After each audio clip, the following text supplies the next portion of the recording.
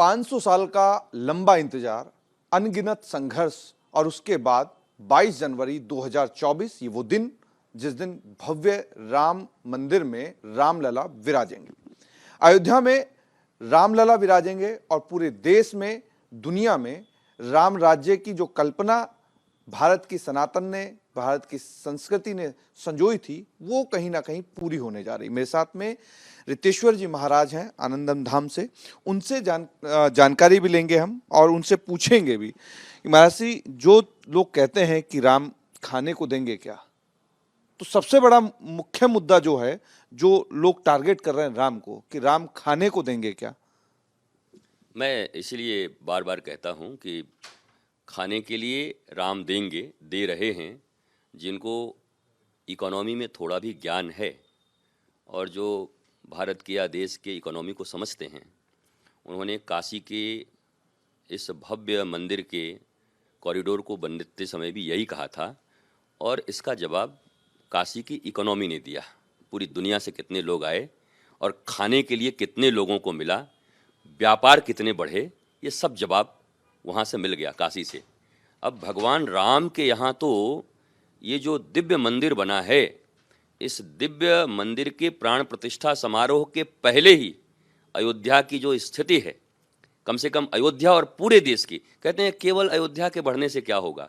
अरे पूरी दुनिया से लोग आ रहे हैं, पूरी दुनिया से, चाहे ट्रैवलिंग से बोल, मैं चीज़ों को गिनाना नहीं चाहता, ये सब ने एक एक पॉइंट वाइज करके गिना दिए हैं कि भगवान राम रोटी भी दे रहे हैं, भगवान राम खाने को भी दे रहे हैं, भगवान राम जो 74% भारतीय मेंटल एंजाइटी में चले गए थे, उनसे उबरने के लिए अब अयोध्या में विराजित भी हो रहे हैं। तो रोटी के साथ साथ एक सुकून और शांति का जीवन भी भगवान राम दे रहे हैं।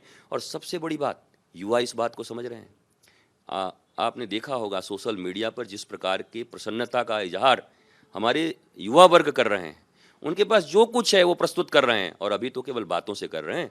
आप 22 तारीख को देखना, 22 तारीख को भगवान श्री राम के प्राण प्रतिष्ठा समारोह में श्रीमद् रामचरित मानस या वाल्मीकि रामायण में लिखे हुए दीपावली से मैं श्रेष्ठ तो नहीं कहूँगा, लेकिन मैं जरूर ये कहूँगा कि आज जितने करोड़ लोग हैं भगवान श्री राम के प्रेमी और मानने वाले, वो ऐसी भव्य दीपावली का इंतजाम कर रहे हैं, ऐसे भव्योत्सव का इंतजाम कर रहे हैं कि किताबों में लिखी चीज़ अब उनके आंखों के सामने होगी। और ये अब बरसों बरस तक गाया जाएगा कि हाँ, 2024 में 22 जनवरी को पूरी दुनिया ने एक भव्य दीपावली अयोध्या के साथ साथ पूरे सनातन धर्मियों के घर में, सनातन वंशियों के घर में देखा है। तो बहुत बड़ा चीज़ है ये। विक्षुब्ध लोग, विक्षिप्त लोग कुछ कुछ बोल रहे हैं, पर युवा राम के साथ खड़ा है, राम ने उनको आराम दिया है। जिन लोगों ने भगवान राम के ऊपर कटाक्ष किए, वो इंडिया गठबंधन से ताल्लुकात रखते हैं। चाहे अजीत चौहान की बात करो, चाहे तेजस्वी की बात करो, चाहे निषाद की बात करो, चाहे कोई और हो, तो तमाम लोग इंडिया गठबंधन को देख रहे हैं। लोकसभा चुनाव भी 2024 में है। किस तरीके से देखते हैं आप इस राम के प्रति कटाक्ष को और इंडिया गठबंधन के उन नेताओं को जो अभी राम के ऊपर जो प्रहार चल रहा है उसके बावजूद भी चुप्पी पे हैं? देखिए, जो लोग भी इसके विरुद्ध बोल रहे हैं, भगवान राम के विरुद्ध बोल रहे हैं, राष्ट्र के विरुद्ध बोल रहे हैं, राष्ट्र की एकता के विरुद्ध बोल रहे हैं, संस्कृति के विरुद्ध बोल रहे हैं, उनके भी अपने मायने हैं। उनको पता है कि अब के युवा राष्ट्रवादी, सनातन संस्कृति और मानवता में विश्वास रखने वाले लोग, अब हिंदुत्व को अछूत बनाने वाले जो लोग थे, सनातन को जो अछूत बनाने वाले लोग थे, धर्म को जो अछूत बनाने वाले लोग थे साइंस के नाम पर, अब युवा इतनी तेजी से पढ़ लिख कर जागृत हुआ और भगवान राम के इस चमत्कार और औरे को देखा कि जीवन में कितनी शांति, जीवन में कितना ज्ञान और प्रबोध मिलता है भगवान राम के सिर्फ शरण में आने से, तो उनको नकार चुके हैं।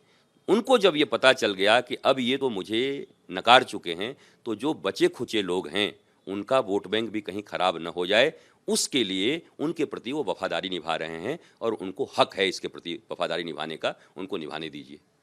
एक दौर था जब कार सेवा हुई थी 1992 में और पूरे हिंदुस्तान से लोग गए थे। चाहे राजस्थान की बात करें, राजस्थान के अलग अलग हिस्सों की बात करें, उत्तर प्रदेश की बात करें, मध्य प्रदेश की बात करें, राजस्थान का ऐसा कोई कोना नहीं था या हिंदुस्तान का ऐसा कोई कोना नहीं था जहां से कार सेवक नहीं पहुंचे थे। और वो सोचते थे कि अगर भगवान राम के लिए अगर प्राण भी चले जाएं तो कोई दिक्कत और परेशानी नहीं होगी। एक दौर ये 2024 का आया है जिसके हाथ में जो चीज है वो अपनी कला के माध्यम से अपनी चीजों को दिखाता हुआ प्रचार प्रसार करता हुआ निकल रहा है। चाहे स्केटिंग की अगर किसी बच्चे की बात करें तो वो अपना कोटपुतली से लेकर अयोध्या का सफर कर रहा है। अगर कोई पेंटर है तो वो दीवारों पर पेंटिंग बना बना करके अपना प्रचार प्रसार भगवान राम के लिए कर रहा है। तो इसको किस तरीके से देखते हैं, क्योंकि जब कार सेवा का समय आया तो कार सेवकों ने अपनी जान की बाजी लगा दी, और जब समय राम का है और राम राज्य की स्थापना होने जा रही है तो अपना जो कहते हैं कि छोटा छोटा चींटी के माफिक, गिलहरी की माफिक जो उन्होंने काम किया, कार्य कर रहे हैं, उसको लेकर के कहते हैं। देखिए, जिन लोगों ने भगवान राम के लिए बलिदान दिए, भारत माता की स्वतंत्रता के लिए भगत सिंह, चंद्रशेखर आज़ाद ने बलिदान दिया, रोते हुए तो नहीं दिया था। मुझे जहाँ तक याद है कि वो हंसते हुए, मेरा रंग दे बसंती चोला। तो भगवान राम के भी मंदिर वहीं बनाएंगे जिन लोगों ने बलिदान दिया है। वो दुख में तो नहीं दिए, रोते हुए तो नहीं दिए हैं। उनके जीवन की एक ही इच्छा थी, भगवान राम की मंदिर की स्थापना यहाँ पर, राष्ट्र मंदिर और विश्व मंदिर की स्थापना यहाँ पर हो। उन्होंने भी उस समय अपना हर्ष और अपना संघर्ष प्रकट किया था अपने बलिदान के माध्यम से।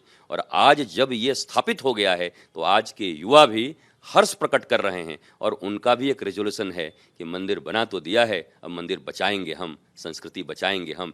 इसके लिए वो एक्सप्रेस कर रहे हैं अपनी चीज़ों को। जो पेंटिंग कर सकता है, जो लाइटिंग कर सकता है, जो पूजाएं कर सकता है, जो कविताएं लिख सकता है, विभिन्न माध्यमों से हर चीज डेडिकेटेड भगवान श्री राम को कर रहा है, मंदिर को कर रहा है। इसका मतलब वो ये कह रहा है कि आपने बनाया है तो आपके बलिदान को हम व्यर्थ नहीं जाने देंगे, हम इसको बचाएंगे और इसको और बढ़ाएंगे। पहले बनाया, अब बचाएंगे और इसको बढ़ाते जाएंगे। अपनी संस्कृति और संस्कृति के जितने भी प्रतीक हैं, उन प्रतीकों का अब दिन प्रतिदिन भारत में बढ़ोतरी ही होगा। आप जहां जाएंगे, भारत, भारतीयता, सनातन, हमारी संस्कृति, प्रेम, आनंद और समर्पण के प्रतीक चारों तरफ आपको मिलेंगे।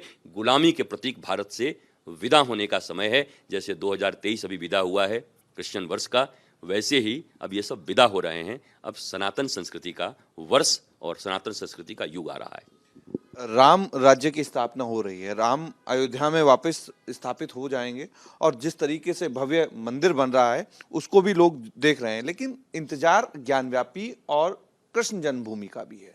उसको देख करके आपको लगता है कि लंबा इंतजार अब वापस से करना पड़ेगा, क्योंकि अब वही कानूनी पेचीदगियां हैं, वही कानूनी लड़ाइयां हैं, वही गवाहों के बयान रहेंगे, सारी फैक्ट फाइंडिंग टीम वहां पे पहुंचेंगी। लेकिन इतना लंबा वक्त अगर लगेगा तो फिर चीजें कैसे स्थापित होंगी? देखिए, वो वक्त गुलामी का काल था। 492 साल अगर लगे तो इसमें तो हम केवल 75 साल से आज़ाद हुए, और 75 साल में भी अगर मैं कहूँ तो 60-70 साल तो दिशा भ्रम रहा इस देश का। वो समझ ही नहीं पाए कि हम आज़ाद हुए कि नहीं हुए, क्योंकि वो उसी ढर्रे पे चलते रह गए। अब तो कुछ वर्ष हुए हैं, मुझे लगता है, सनातन की बयार आए हुए, और ये पूरे भारतवासी इस बात को महसूस करते हैं। यद्यपि मुझे एजेंट कह दिया जाएगा, और मैं एजेंट कहलाने में गौरव का बोध करता हूँ। एजेंट का अर्थ संवाहक होता है। गुलाब का पुष्प खिलता है, हवा उसका संवाहक एजेंट है और हमारी नासिका तक पहुँचा करके हमको सुगंधित करता है। वैसे ही संस्कृति, प्रेम और धर्म के फूल से निकले सुगंध को संत लोगों की नासिका और बुद्धि तक पहुंचाकर उन्हें भी आनंदित बनाते हैं। तो एजेंट तो हम हैं, संस्कृति के हैं, धर्म के हैं, और गर्व भी है इसका।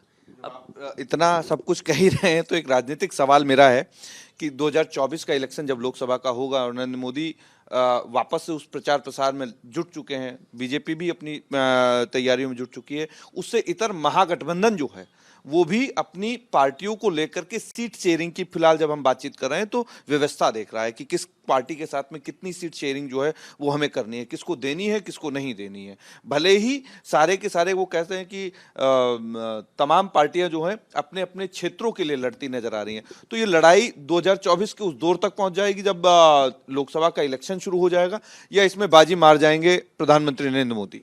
देखिए, भक्ति काल आज के 500 वर्ष पहले था, 600 वर्ष पहले, जहाँ था जाति पाति पूछे नहीं कोई, हरि के भजे सो हरि के होई। हरि शब्द का अर्थ होता है जो जीवन के दुखों का हरण करता है, जीवन के कन्फ्यूजन का हरण करता है।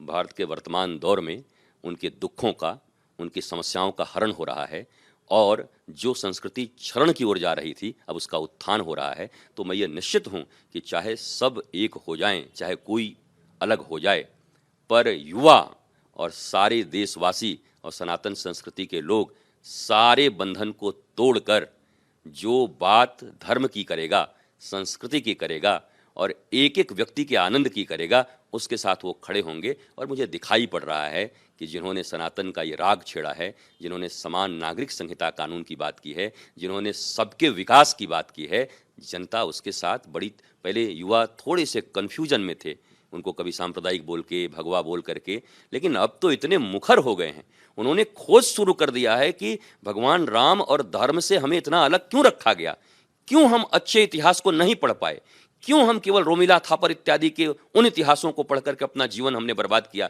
तो युवा तो बहुत खोजी है, और युवा अगर एक बार जग गया तो अब खोज रहे हैं। आप पढ़ाओ चाहे मत पढ़ाओ सनातन विश्वविद्यालय में, वो ढूंढ निकालेंगे कि हमारी संस्कृति क्या है, और इस संस्कृति से हमारा देश विश्वगुरु था, और ये हमारा देश सोने की चिड़िया थी, अब तो चिड़िया नहीं पूरा देश ही सोने का होगा। अर्थात समृद्धि होगी, बाह्य भी और आंतरिक समृद्धि होगी। सभी खड़े हैं, मुझे पूर्ण विश्वास है जो लोग संस्कृति, आनंद और प्रेम की बात करेंगे उनकी सरकार आएगी। और आपने देखा होगा प्रधानमंत्री नरेंद्र मोदी ने सबके लिए काम किया है, ये कहने में गुरेज नहीं होनी चाहिए। कोई ऐसा सामने नहीं है जो सबकी बात करता हो, प्रधानमंत्री सबकी बात करते हैं। तो गुलाब के फूल को अगर नाक तक खुशबू जाती है तो उसके बीच में हवा जो है वो एजेंट का काम करती है, और यही चीज कहीं ना कहीं उदाहरण के रूप में रितेश्वर जी महाराज ने कहा, और कहने से गुरेज भी नहीं रखा कि 24 में जिस पार्टी की स्थिति मजबूत रहेगी वो बीजेपी है। प्रधानमंत्री नरेंद्र मोदी ने कायाकल्प किया है देश का, और 24 में जिस तरीके की बयार और जो सुगबुगाहट शुरू हुई है वो राम मंदिर के जरिए भी हो चुकी है। यूथ ये समझ चुका है कि धरातल पर काम किसने किया है। दूसरी तरफ महागठबंधन है जिसने सिर्फ और सिर्फ अपने पार्टियों के बीच में न सिर्फ दूरियां बल्कि लड़ाई और राजनीतिक हस्तक्षेप में इतना उलझ के रह गए हैं कि अब आगे की सोच उनकी खत्म हो चुकी है। वीडियो जर्नलिस्ट महेश के साथ अमरदीप शर्मा, रिपब्लिक टीवी, जयपुर।